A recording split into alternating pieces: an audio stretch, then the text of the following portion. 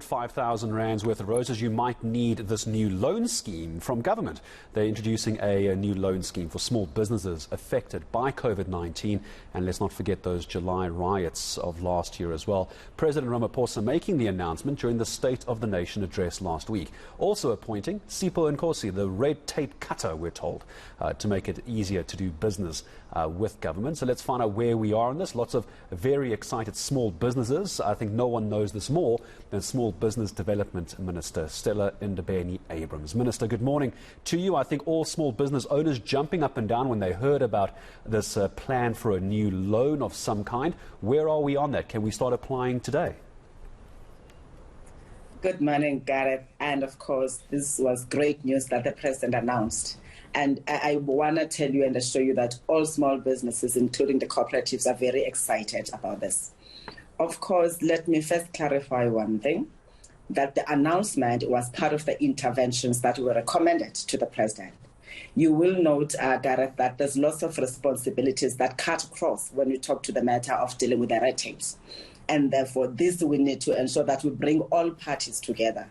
Whether you look at the legislations, whether you look at the plans, but we need to have everyone coming on board, which is why as the department, as the President made mention of, the first thing to do as a policy department is to have a review of the legislations that we have currently.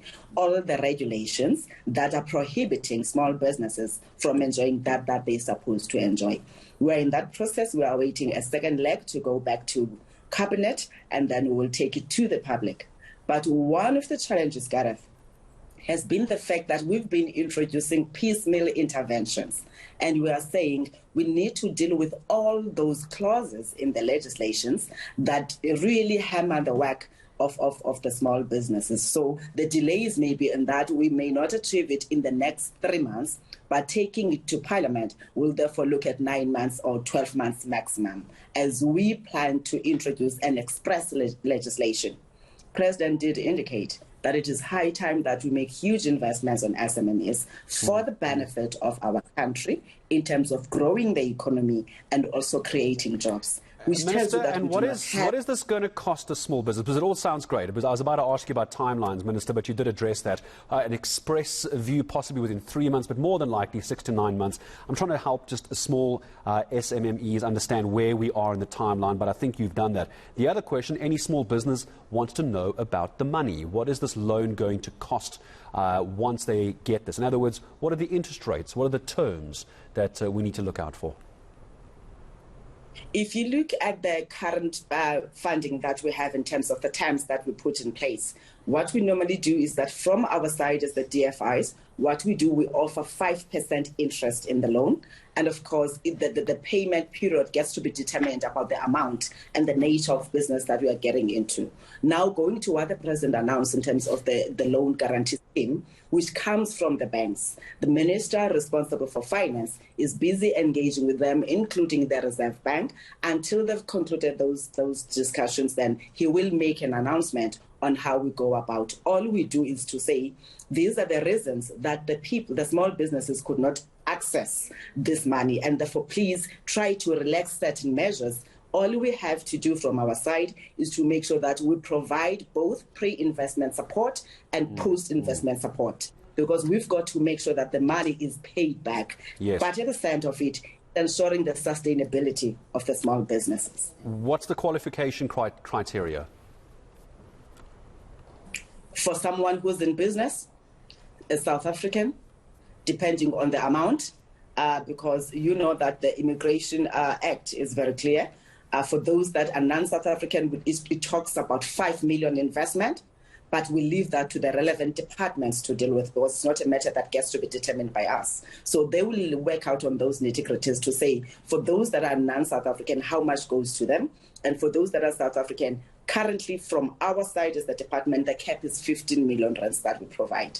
But you have to have your ID. You've got to ensure that you are registered. And that's an existing business. But for startups, we do allow that you may not have a 6 months bank financials, because you're starting up, and therefore you may have avoided the cost. Because Gareth meshed with this is ensuring that we really make the ease of doing business very easy. If we say to a startup, bring a 12 months bank statement, he's not going to have that. The priority for a person starting business is to ensure that they can get the product out there in the market. That's why from our side as the department, we said there's a need to make sure that we bring all those compliance measures on board in one-stop center. And we will unpack that as we continue to talk about the work that we do. At the Minister, center of it is let me ask you about this as well before I let you go, Minister. I appreciate all the information. Thank you. I'm trying to get as much as I can for business owners watching us at the moment.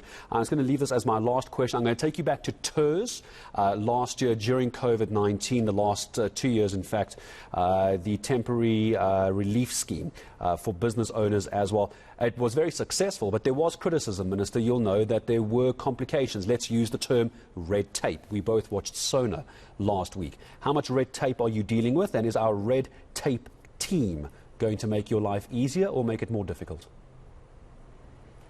Yes, that's why I said we applaud the action taken by the President of appointing a coordinating person. As I said, all these red tape issues, they're cutting across. So this is a great step towards dealing with those. We do not have 2 years or 3 years to deal with red tape. Now, with the appointment, it tells you that we can all gather together and say, Parliament, you have had the President making this announcement. Let's all make sure that we deal with these quick legislations, but also the criterion that is being used by those that are offering the loan. At the same time, the SETA, which is responsible for business development support, it therefore helps those that may not be compliant in order for them to be compliant so that they can access the funds. We're not looking only at providing the funds. We're relaxing all those regulations that are there that are prohibiting, but we're also helping the small business to respond to the criterion that will be set. We can't do away with certain things. People have to pay tax, those that are already in business, but there's certain things, interventions that we are saying we should take into consideration the size of a company, and therefore we can't just provide a blanket approach, including all other issues that affect other small businesses. Well, I appreciate your time for the clarity. For the moment, the Minister of Small Business Development, Stella Ndabeni-Abrahams. It's good news for SMMEs and medium-sized enterprises. Not happening right now. In case you get too excited, they are still going through the process between 3 to 9 months. But it seems expediency is the name of the game, and hopefully not too much red tape.